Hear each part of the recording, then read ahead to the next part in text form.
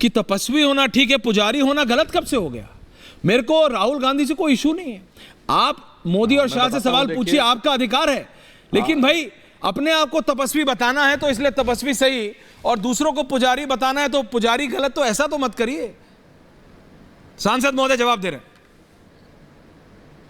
हैं। देखिए, संयोग से चूंकि आचार्य जी सामने बैठे तो मैं बताना चाहता हूं, ये पता नहीं राहुल गांधी को कौन लोग ज्ञान दे देते हैं। इसे कहते हैं, संस्कृत में कहावत है, अल्प विद्या भयंकरी। तपस्या और पुजारी में क्या समस्या है? कहां तपस्या का उल्लेख आता है भारतीय वाङ्मय में? यदि उन्हें न पता होगा तो मैं राहुल गांधी जी के सुलभ संज्ञान के लिए बता देना चाहता हूं। हमारे वेदों में 6 दर्शन है, षट दर्शन, सांख्य, न्याय, वैशेषिक, योग, मीमांसा, वेदांत। और योग में अष्टांग योग है, यम, नियम, आसन, प्राणायाम, प्रत्याहार, धारण, ध्यान, समाधि। उसमें जो 5 नियम हैं उनमें तपस्या आती है। क्या 5 नियम है? शौच, संतोष, तप, स्वाध्याय और ईश्वर प्राणिधान। ये सभी मछली किसानों को बेबी फिश सप्लाई करके महीने का 2 लाख कमा रहे हैं। आपको भी करना है ये बिजनेस? तो फ्रीडम ऐप को अभी डाउनलोड करें। यानी तपस्या से पहले के 2 रिक्वायरमेंट क्या हैं? शौच और संतोष, यानी आंतरिक और बाह्य शुद्धि और संतुष्टि का भाव। और तपस्या के बाद के क्या है? स्वाध्याय, यानी ग्रंथों को पढ़ना, और ईश्वर प्राणिधान, ईश्वर में निष्ठा रखना।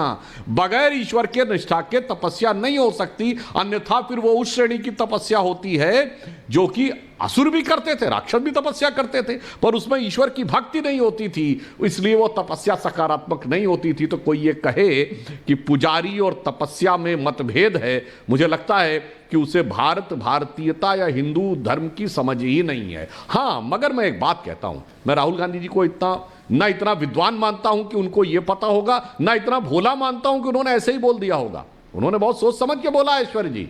उन्होंने अगर ये कहा है कि देश पुजारियों का नहीं है, तो ये कांग्रेस के नजरिए को स्पष्ट करते हुए बोला है, क्योंकि कांग्रेस की नजर में देश पुजारियों का नहीं, मौलवियों का है। मौलवियों के लिए नेहरू जी ने मदरसे बनवाए, फिर इंदिरा जी ने मुस्लिम पर्सनल लॉ बोर्ड बनवाया, फिर राजीव गांधी जी के जमाने में शरिया को संविधान से ऊपर किया गया, तो फिर पीवी नरसिम्हा राव जी के जमाने में वक्फ बोर्ड बना, और मौलवियों को सरकारी खजाने से सैलरी दी जाती है। मतलब मौलवियों को सरकारी खजाने से सैलरी और पुजारियों को ठेंगा मिलता है, जबकि मंदिरों का पैसा सरकार के पास जाता है और किसी एक मस्जिद का पैसा नहीं जाता है। तो उन्होंने सही बोला। और यहां मैं एक और बात कह रहा हूं, ना सिख ग्रंथियों को मिलता है, ना जैन श्रमणों को मिलता है, ना बौद्ध भिक्षुओं को मिलता है, केवल मौलवियों को मिलता है।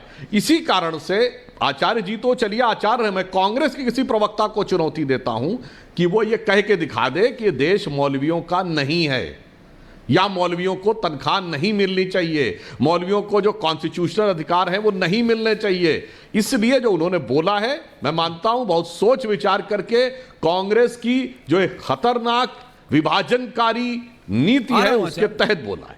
ये सभी मछली किसानों को बेबी फिश सप्लाई करके महीने का 2 लाख कमा रहे हैं। आपको भी करना है ये बिजनेस? तो फ्रीडम ऐप को अभी डाउनलोड करें।